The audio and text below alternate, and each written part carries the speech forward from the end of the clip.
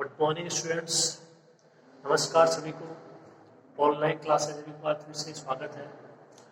उम्मीद है आप सब अच्छे से होंगे और अच्छे से पढ़ रहे होंगे। ओके, देखिए अपन अपनी क्लास शुरू करते हैं। तो अपन यूनिट 5 है वो शुरू कर चुके हैं और उसमें आपको परिभाषा बता चुके हैं सदिशों के एक घात संचय की, और उसके ऊपर आधारित आपको एक एग्जाम्पल भी करवा चुके हैं, आपने भी किए होंगे।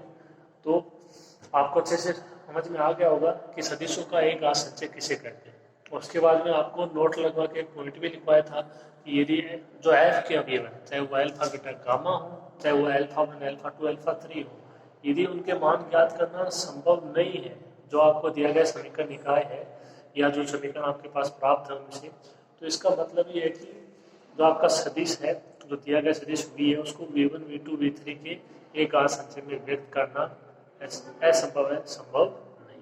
ठीक, तो देखिए अपना जो अगला क्वेश्चन है वो इसी पर आधारित है। ये पूछ रहा है कि क्या सदिश समष्टि V3R में, सदिश समष्टि V3R में v is equal to 2 minus 5 3, ये कोई सदिश है v, इसका मान है 3 टपिलों के रूप में 2 माइनस 5 3 को v1 is equal to 1 minus 3 2, ये v2 is equal to 2 minus 4 minus 1 और v3 is equal to 1 minus 5 7 की एक घात संचय के रूप में व्यक्त कर सकते हैं। ये पूछ रहा है कि जो v3R का सदिश है v, इसको जो v3R के अन्य सदिश है v1 v2 v3, इनके एक घात संचय में व्यक्त किया जा सकता है या नहीं। तो एक भी घात संचय की जो कंडीशन होती है वो अप्लाई करेंगे, उसको हल करेंगे। 3 अवयव है तो 3 अवयव यहाँ पे आर के हो जाएंगे, अल्फा 1 अल्फा 2 अल्फा 3 या अल्फा बीटा गामा, जो भी आप लोग, और यदि उनका मान ज्ञात हो जाता है तो एक घात संचय में व्यक्त हो जाएंगे वो, और अगर ऐसा असंभव है तो ज्ञात नहीं कर सकते। ठीक, देखिए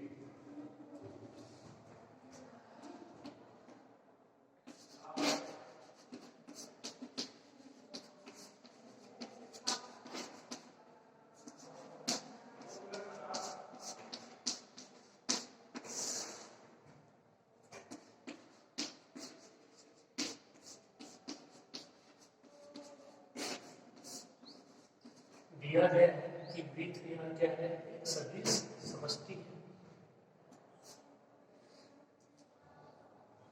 तो देखो आप ऐसे आपको देख रहे हैं कि V है वो v1 v2 v3 के एक घात संचय में है या नहीं।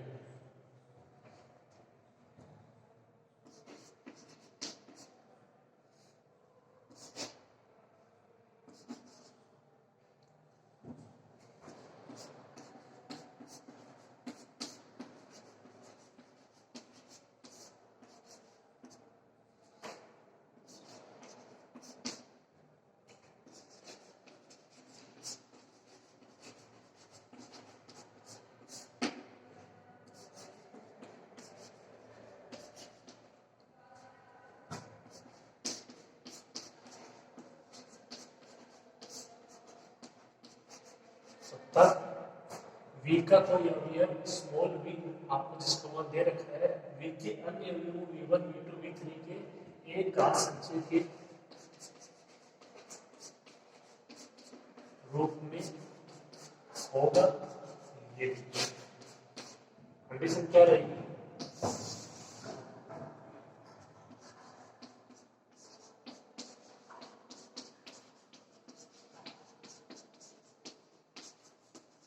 v is equal to alpha 1 v1 plus alpha 2 v2 plus alpha 3 v3।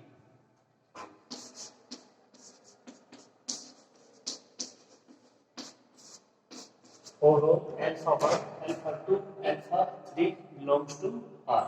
अब इनके मान अप्लाई कर देते हैं। v का मान 2 माइनस 5 3, v1 का मान 1 माइनस 3 2 प्लस ये v2 का मान 2 माइनस 4 माइनस 1, v3 का मान 1 माइनस 5 7। ठीक, शुरू कीजिए आप।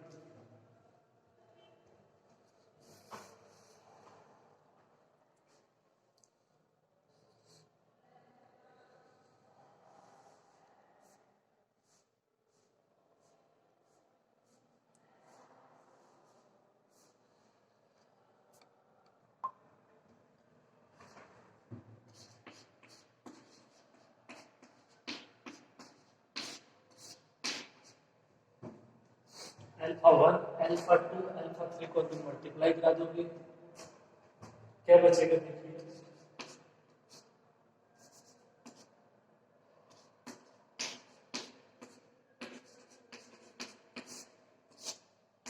पहला वे हो जाएगा अल्फा 1 माइनस 3 अल्फा 1 2 अल्फा 1, दूसरा 2 alpha 2 minus 4 alpha 2 minus alpha 2,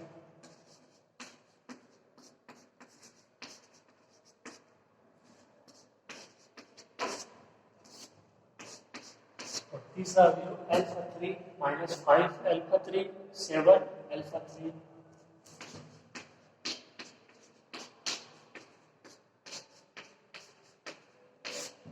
alpha 3 minus 5 alpha 3 7 alpha 3, ये मल्टीप्लाई हो गया, अब इनका ऐड हो जाएगा,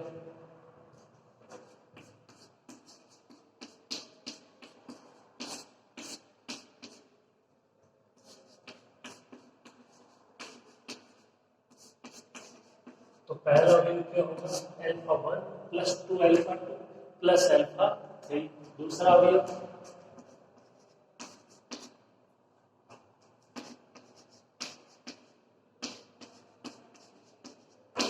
minus 3 alpha 1 minus 4 alpha 2 minus 5 alpha 3, तीसरा वैल्यू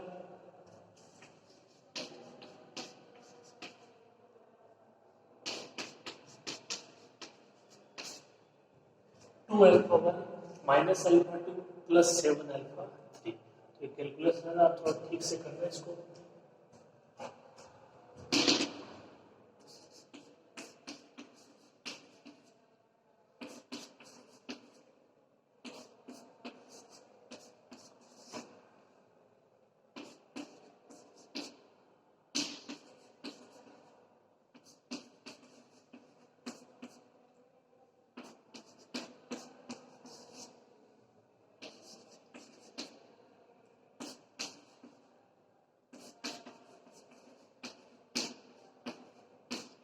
तो ये तीन समीकरण प्राप्त हो जाएंगे, alpha 1 plus 2 alpha 2 plus alpha 3 is equal to 2, okay. दूसरे समीकरण minus 3 alpha 1 minus 4 alpha 2 minus 5 alpha 3 is equal to minus 5, तीसरे समीकरण 2 alpha 1 minus alpha 2 plus 7 alpha 3 is equal to 3, समीकरण 1 2 और 3 से आपको मान ज्ञात करने हैं, अल्फा 1 अल्फा 2 और अल्फा 3, ओके।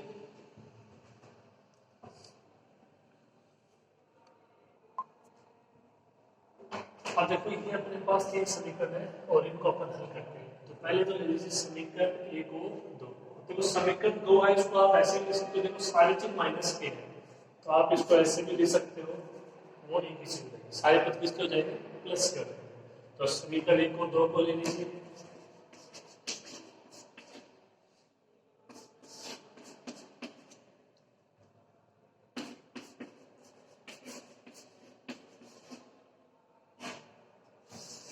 समीकरण 1 को तो 3 से मल्टीप्लाई करा देंगे और समीकरण 2 माइनस कर देंगे, कितना आएगा देखिए,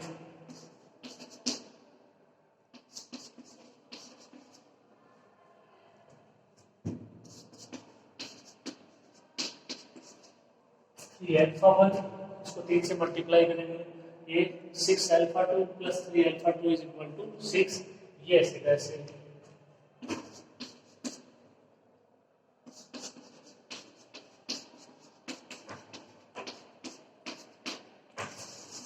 माइनस माइनस माइनस और माइनस, ये कैंसिल, कितना बचेगा 6 माइनस 4 2 अल्फा 2, ये 3 माइनस 5 2 अल्फा 3 6 माइनस 5 1,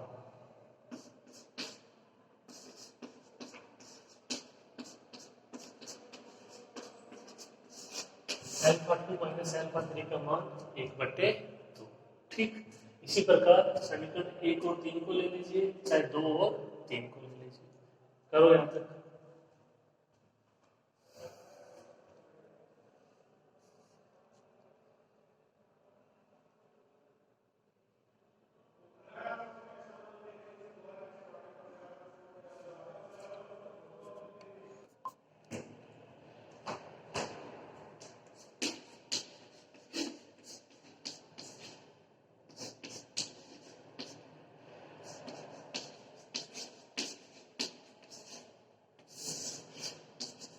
अब ले लेते हैं समीकरण 1 और 3 को। तो 1 को 2 से मल्टीप्लाई कर देंगे, 3 ऐसे ऐसे माइनस, ठीक।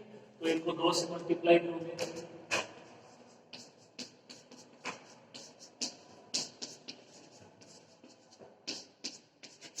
ये रहेगा 2 alpha 1 plus 4 alpha 2 plus 2 alpha 3 is equal to 4। ये ऐसे कैसे,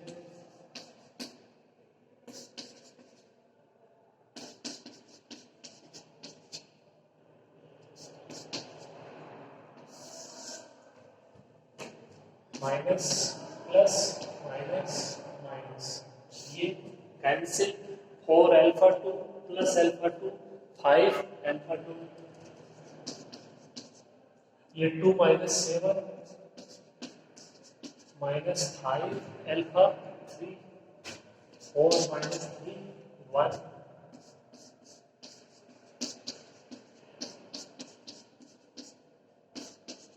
अल्फा 2 माइनस अल्फा 3 का मान 1/5।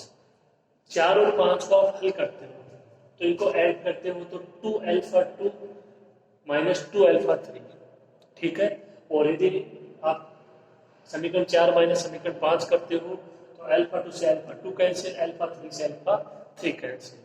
तो मतलब ये जो समीकरण है ये एक दूसरे के क्या है, तो विरोधी समीकरण निकाय है। यहाँ से हमें किसी भी तरीके से अल्फा 1 अल्फा 2 अल्फा 3 का मान ज्ञात नहीं किया जा सकता। अगर किया जा सकता तो अपन ज्ञात कर देते और उसका मान अप्लाई कर देते। तो जो आप इस प्रकार समीकरणों को हल करते हो, वो जो समीकरण आ रहे हैं वो क्या रहे हैं, एक दूसरे के विरोधी आ रहे हैं। देखो यहाँ पे अल्फा 2 माइनस अल्फा 3 का मान 1/2 है, यहाँ पे अल्फा 2 माइनस अल्फा 3 का मान 1/5। तो ऐसा थोड़ी हो सकता है, मान तो एक ही होना चाहिए ना। अगर ऐसा होता तो फिर इसका मतलब 1/2 1/5 बराबर है दोनों, ऐसा नहीं हो सकता ना। लिख लीजिए आप दोनों, alpha 2 minus alpha 3 alpha 2 minus alpha 3, 1/2 1/5। तो 1/2 और 1/5 बराबर थोड़ी होते हैं, ठीक। तो ये समीकरण क्या है, ये एक दूसरे के विरोधी समीकरण निकाय है। अर्थात यहाँ पे आर के अवयव अल्फा 1 अल्फा 2 अल्फा 3 का मान ज्ञात करना संभव नहीं है।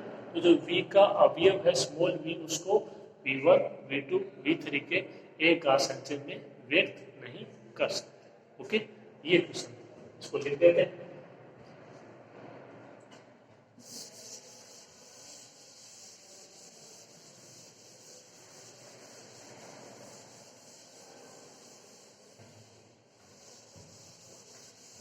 इसके बाद लिखोगे आप यहाँ पे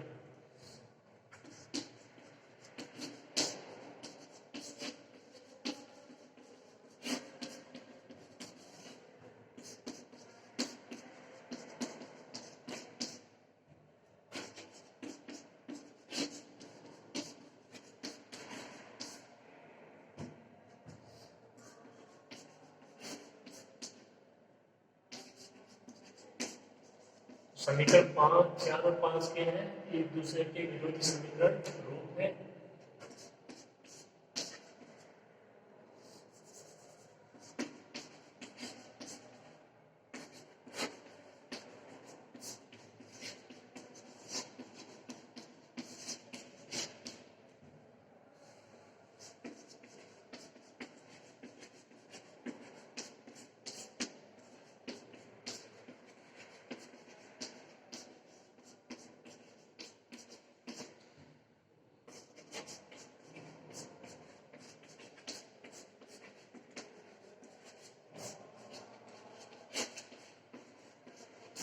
तो समीकरण निकाय 1 2 है, 3 से आर के अवयव अल्फा 1 अल्फा 2 अल्फा 3 का मान ज्ञात करना संभव नहीं है।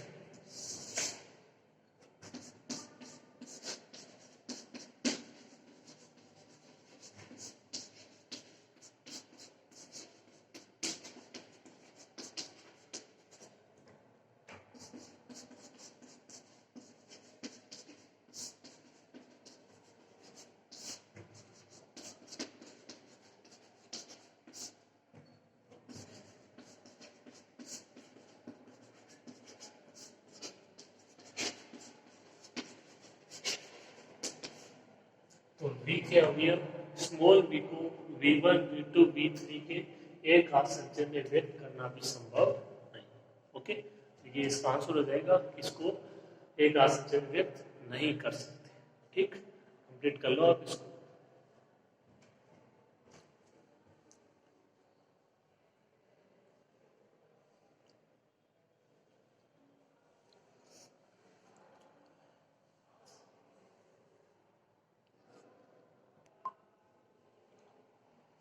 अब अपनी अगली परिभाषा है एक घाती विस्तृति, लीनियर स्पान या स्पेस स्पेंड भी बोलते हैं इसको। ओके, तो जो एक घाती विस्तृति और एक घात संचय, ये दो परिभाषाएं हैं। इन दोनों में अंतर क्या है? एक घात संचय की जो परिभाषा है उसी से एक घाती विस्तृति की परिभाषा दी जाएगी, जिसको लीनियर स्पान बोलते हैं। ठीक है, तो जो लीनियर स्पान है उसके अंतर्गत क्या होगा? देखो, एस है, मान लो जिसमें कोई अवयव है v1 v2 vn, वो कोई सदिश समष्टि है vf, उसका एडिक उपसमुच्चय, तो जो उसके एक घात संचय होंगे यानी alpha 1 v1 alpha 2 v2 dot dot dot alpha N vn, ये आप जानते हो। तो जो एक घात संचय होंगे उनका समुच्चय क्या होगा? एक घात विस्तृति होगा, ls होगा, लीनियर स्पान होगा। यानी वहां पे जो एक घात संचय की परिभाषा थी उसमें और इसमें अंतर ये है कि ये है जो एक घात विस्तृति है, ये क्या होगा? ये एक घात संचयों का समुच्चय होगा, मतलब इसमें बहुत सारे एक घात संचय हो सकते हैं। ठीक है, समझ में आ गई परिभाषा? एक घात विस्तृति, linear span, L S. Okay, एक घात संचयों का समुच्चय क्या कहलाएगा? एक घात विस्तृति कहलाएगा। ठीक, ये दोनों में अंतर है। वहां पे केवल एक घात संचय था, यहाँ पे एक घात संचयों का समुच्चय होगा। ठीक, देखिए लिख देते हैं।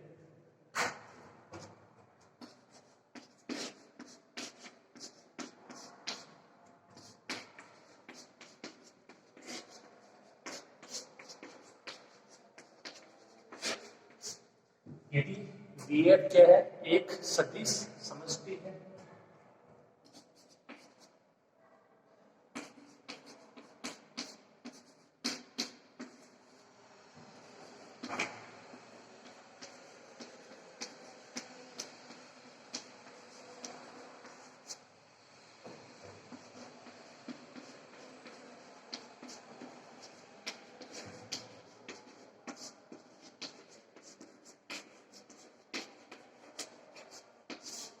एवं S में देखो मैंने कुछ अवयव लिए, सीमित अवयव है, n अवयव है, n की जगह 2 भी हो सकता है, 3 भी हो सकता है, जैसा भी हो।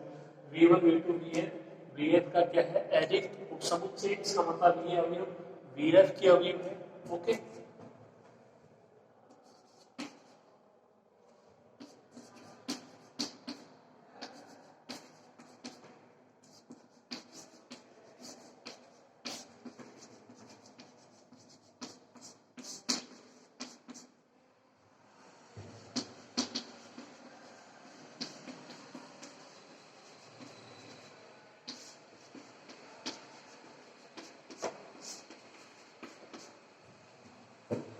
तब S के सीमित अवयव, सीमित अवयव मतलब यहाँ पे 2 अवयव, 3 अवयव, जितने भी हो वो एक लिमिट में हो, सीमित हो, कि संपूर्ण एक घात संचयों का समुच्चय।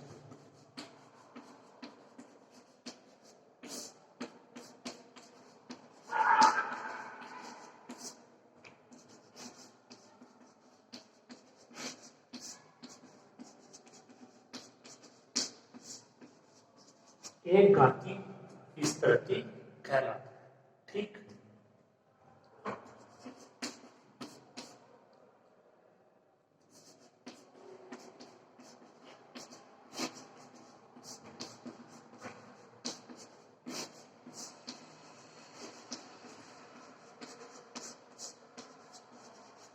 इसे S से जनित समष्टि भी कहते हैं।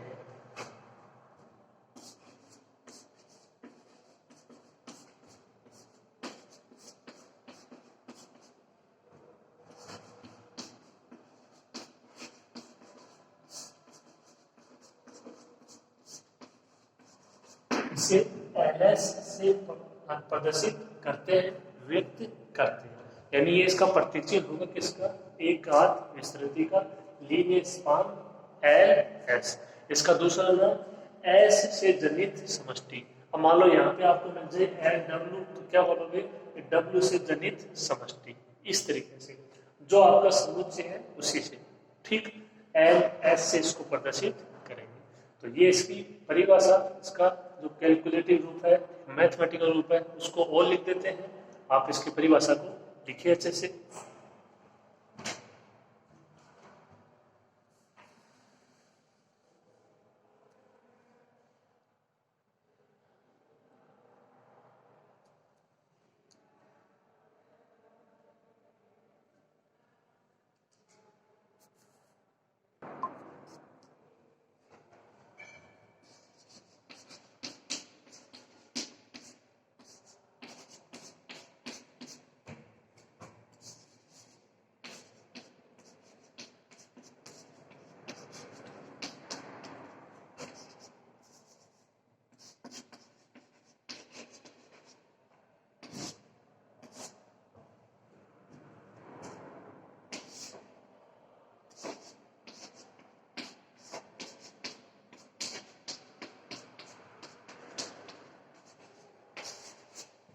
ये रस का मान हो जाएगा, ये पूरा एक घात इसका संचय और ये इनका समुच्चय।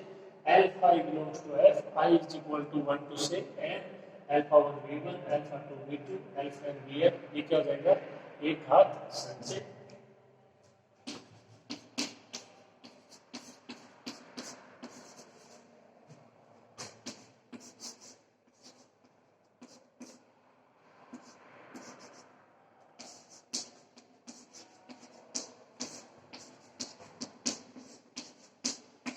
या इसको शॉर्ट रूप में आप ऐसे भी दे सकते हो, इसको कह सकते हो summation I is equal to 1 से N alpha I V I. I का मान ये 1 से स्टार्ट है, alpha 1 v1, alpha 2 v2, alpha n vn।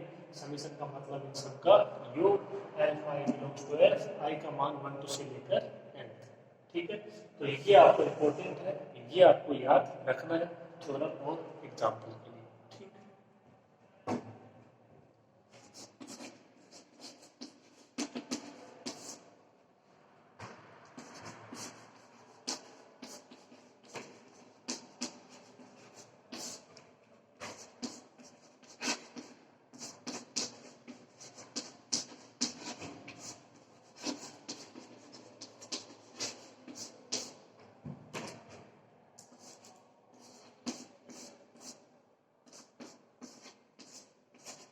हर एक समुच्चय फाई होता है तो उसकी एक आत्विक स्थिति क्या होगी, जीरो होगी।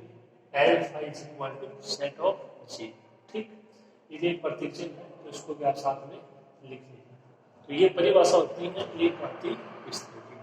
समझ में आपके आ गई होगी, जिसके एग्जाम्पल करते हैं, आप इसको लिखो।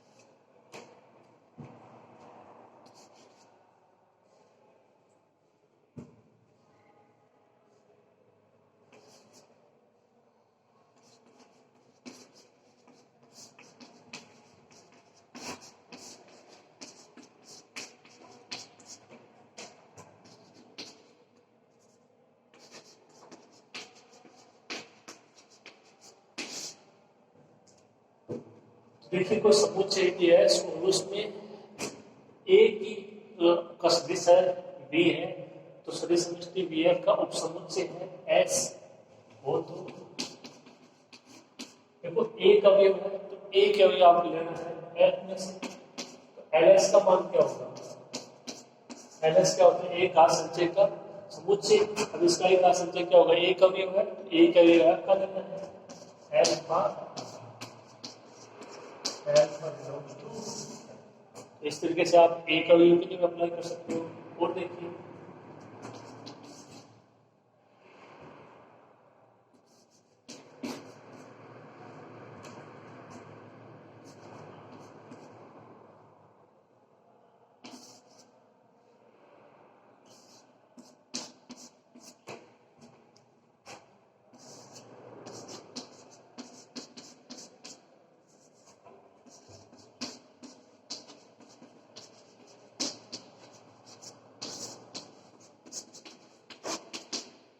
यदि एस का मान दे रखा है देखो इस प्रकार से, और ये हाँ V2F का उपसमुच्चय जहाँ पे ये कोई अगर सदिश समष्टि है V2F, तो देखो यहाँ पे जो मान है ये आपको ये समझना है कि जो अवयव होते हैं आपके या जो से उसके अंदर सदिश होते हैं V1 V2 Vn, वो एक ही सदिश है लेकिन उसका मान है वो इस प्रकार से दिया गया है, ठीक है, 0 1, जिसको आप बोलते हो कर्मित युग्म के रूप में। देखो यहाँ आप इसको ऐसे डिफाइन भी कर सकते हो कि यहाँ जो V है उसका मान क्या है 0 1 है, ठीक। तो देखो LS का मान क्या होगा, एल्फा V होगा, ठीक है, ये V है इसके साथ अल्फा आ गया, अल्फा बिलोंग्स टू N, या अल्फा V का मान 0 1, अल्फा बिलोंग्स टू F, या 0 अल्फा।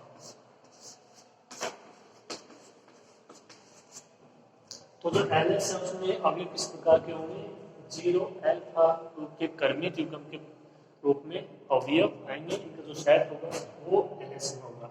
और 0 अल्फा को आप देखो समझ सकते हो, ये पहला मान होता है, अगर आप इनको निर्देशांकों के बारे में सोचें, पहला मान होता है x का, दूसरा y का।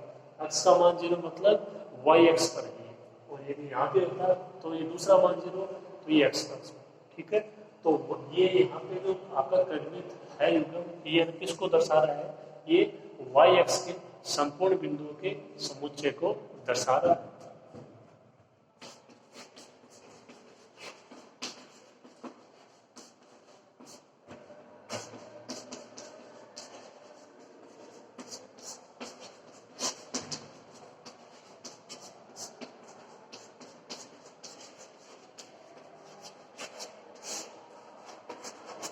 जो कि y एक्स के संपूर्ण बिंदुओं का समुच्चय, ठीक है। इस तरीके से आपको LS का मान ज्ञात करना आना चाहिए, चाहे वो आपको अगर कर्मित युग्म के रूप में दिया गया हो, चाहे वो 3W के रूप में दिया गया हो, किसी भी प्रकार से वो आपको दिया जाए, ठीक। तो ये आप इसके एग्जाम्पल नोट कर लीजिए।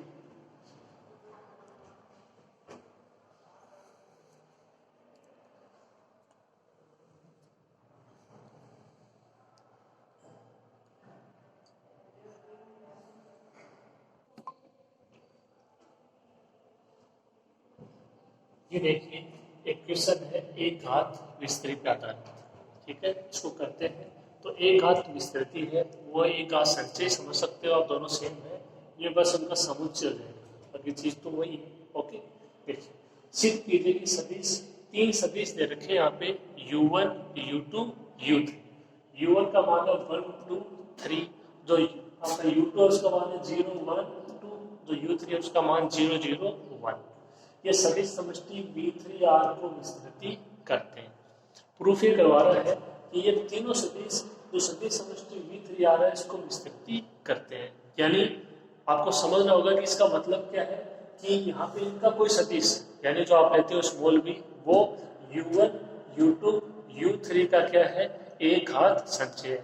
भाई ये तीनों सदिश इसकी विस्तृति करेंगे, तो इसकी विस्तृति मतलब इसका एक घात संचय, तो एक घात संचय होगा क्या, इसका कोई एक अवयव होगा, वो U1 U2 U3 का क्या है, एक घात संचय। और ये यहाँ पे जो इनका मान है U1 U2 U3 का मान है वो 3 टपिलों के रूप में है। इस प्रकार जो आपको यहाँ पे इसका आपको सदिश लेना है वो भी 3 टपिलों के रूप में उसका कोई मान होगा, और वो U1 U2 U3 का एक घात संचय होना चाहिए, ठीक। देखिए शुरू करते हैं।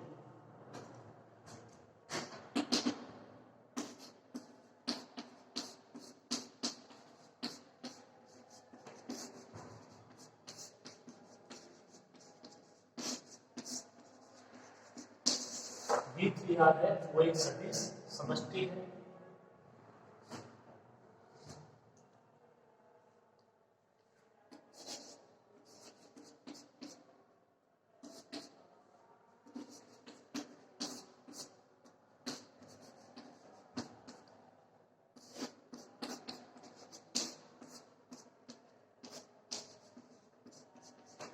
ये तीनों सदिश जो कि आपको दिए गए 3 टपिलों के रूप में,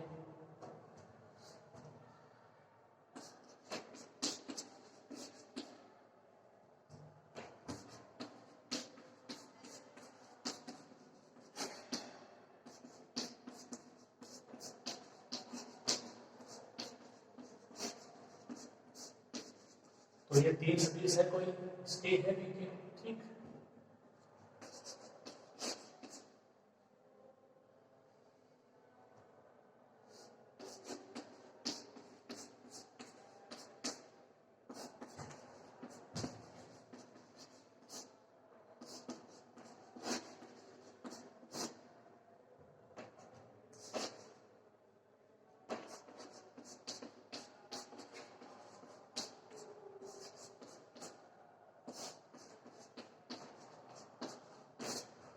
अब आपको लेना है V3R का एक अन्य सदिश, तो वो मैंने ले लिया है U, ये U1 into U3 है, तो इसीलिए इसका प्रतीक चिन्ह है वो मिलता जुलता रहे, इसलिए लिया है U।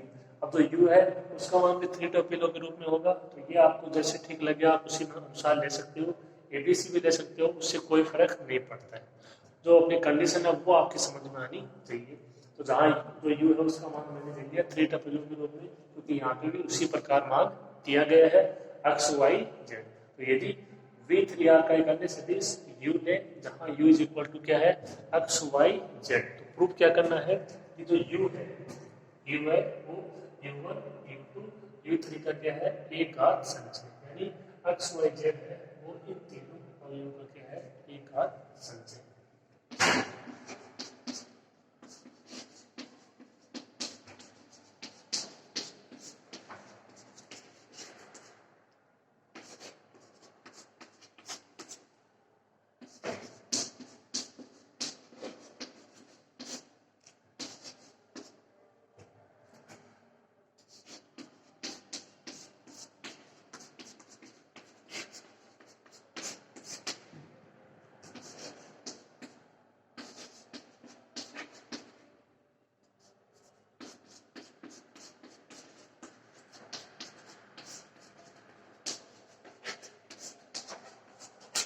तो यहाँ से प्रूफ क्या करना है V3R का सदिश U, V3R के सदिशों U1 U2 U3 का एक घात संचय है, तीन अवयव है, तीन अवयव आ जाएंगे इसमें R में, यदि R दिया हुआ तो R, F दिया हुआ तो F।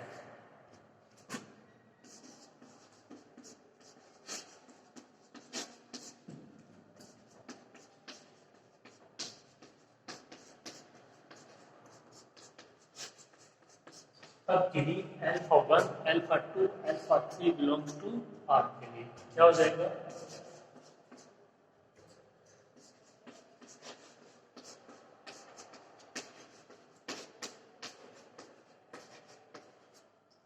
U is equal to alpha 1 U1 plus alpha 2 U2 plus alpha 3 U3। ठीक, शुरू करो आप।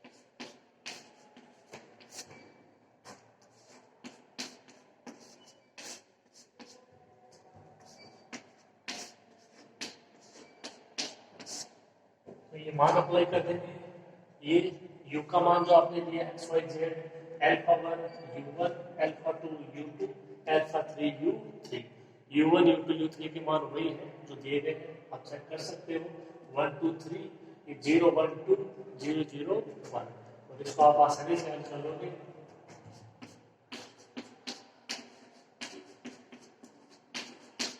Alpha 1 2 alpha 1 3 alpha 1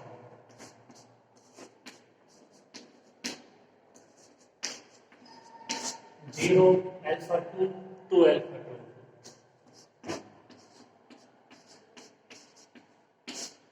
0 0 alpha 3 add कर दो,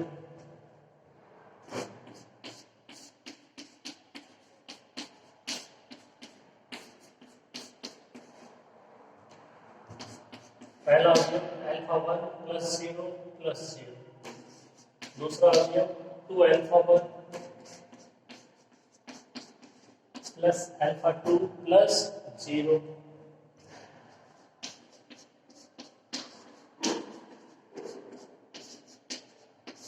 तीसरा अवयव 3α1 2α2 प्लस α3। 3 समीकरण आ जाएंगे यहां से।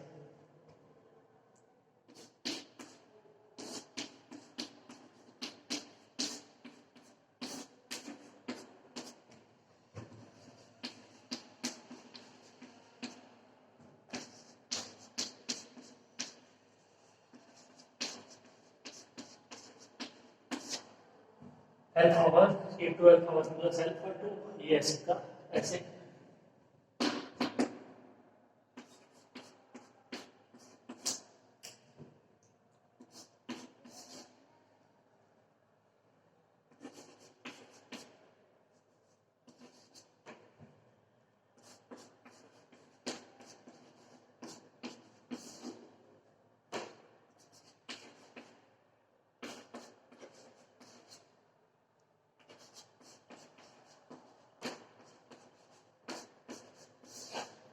समीकरण 2, 3 और 4 जो अपन ने समीकरण लिखी थी u is equal to α1 u1 plus α2 u2 plus α3 u3। आप उसको दे देना समीकरण 1, उसको मैंने दिया नहीं वहां पे, तो आप उसको दे देना समीकरण 1।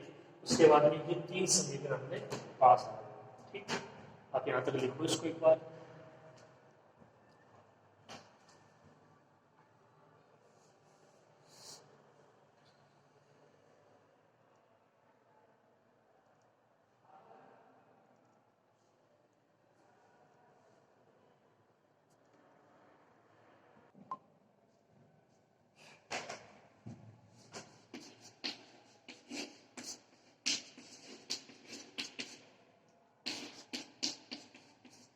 तो देखो, तो पहला आर का भी दिया था, उसका मान तो आ गया x।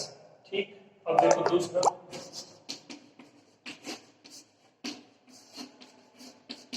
समीकरण 3 से, तो यहां से आपको यदि इसका α1 का मान अप्लाई कर दें तो α2 का मान आ जाएगा। α2 का मान कितना हो जाएगा, y minus 2α1।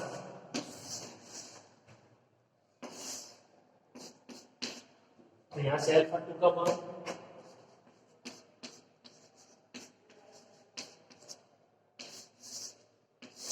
y minus 2x, y minus 2 और α1 का मान x।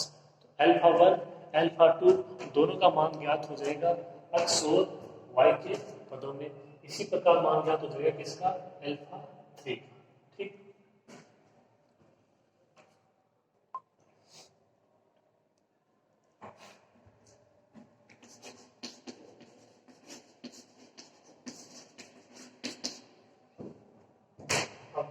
समीकरण 4 है, वहां से केवल अपने को मान ज्ञात करना है किसका, α3 का। α3 क्या होगा,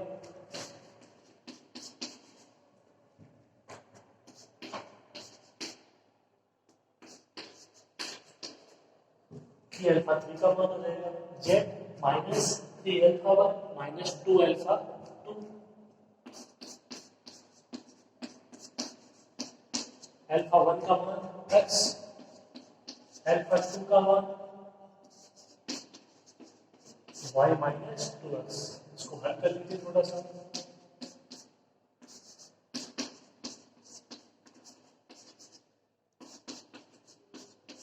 ये हो जाएगा z minus 3x minus 2y plus का 4x। α3 का मान कितना आ जाएगा,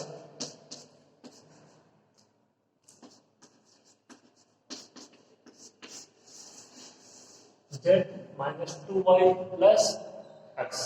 तो α1 α2 α3 जो आपने मान लिए थे r के, उनके मान अपन ने ज्ञात कर दिए x y z के रूप में।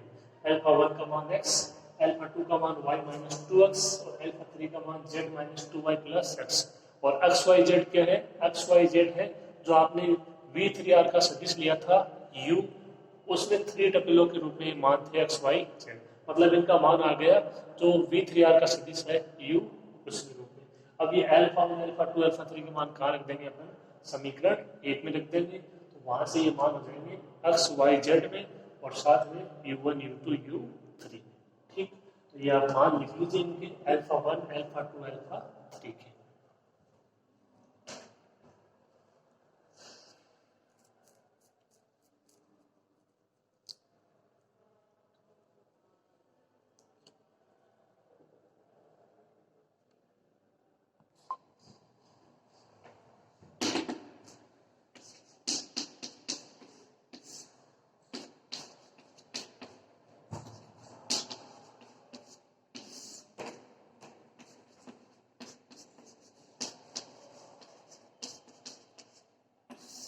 ये मान अल्फा 1 अल्फा 2 अल्फा 3 के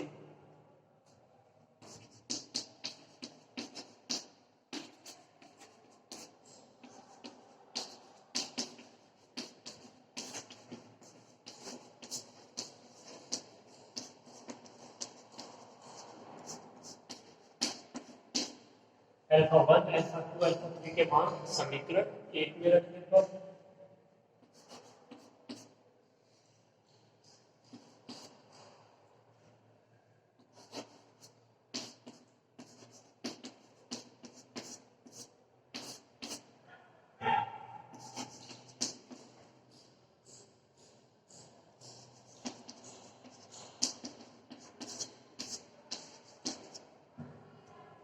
यहाँ पे दिया u का भी मान अप्लाई करना चाहो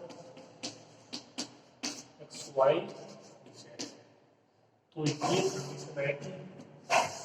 और इसका क्या मतलब है कि जो u है, जो एक्स वाई और जेड है, आप देख सकते हो इसमें भी एक्स है, एक्स वाई जेड, मतलब आपका टोटल पता है इसमें एक्स वाई जेड है और साथ में u1 u2 u3। इसका मतलब यही है कि जो u है वो u1 u2 u3 का एक घात संचय है।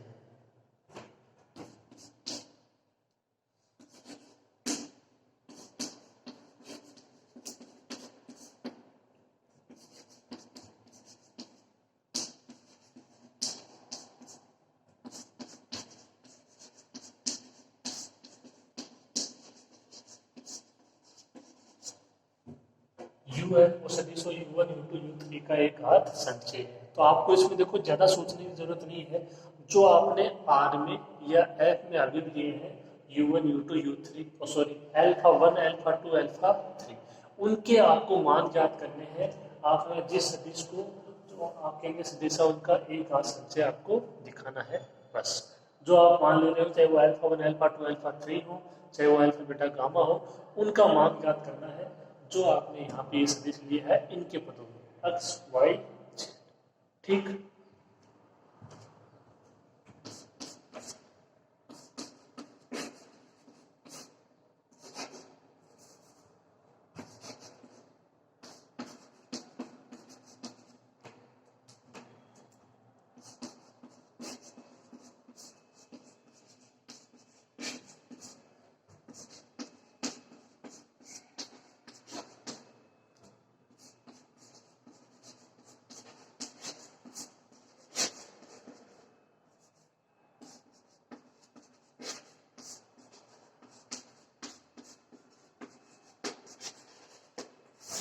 ये आपसे प्रूव करवा रहा था। सदिश u1 u2 u3 है और सदिश समष्टि v3r के एक घाती विस्तृति करते हैं, यानी इनका कोई सदिश है u वो u1 u2 u3 का एक घात संचय।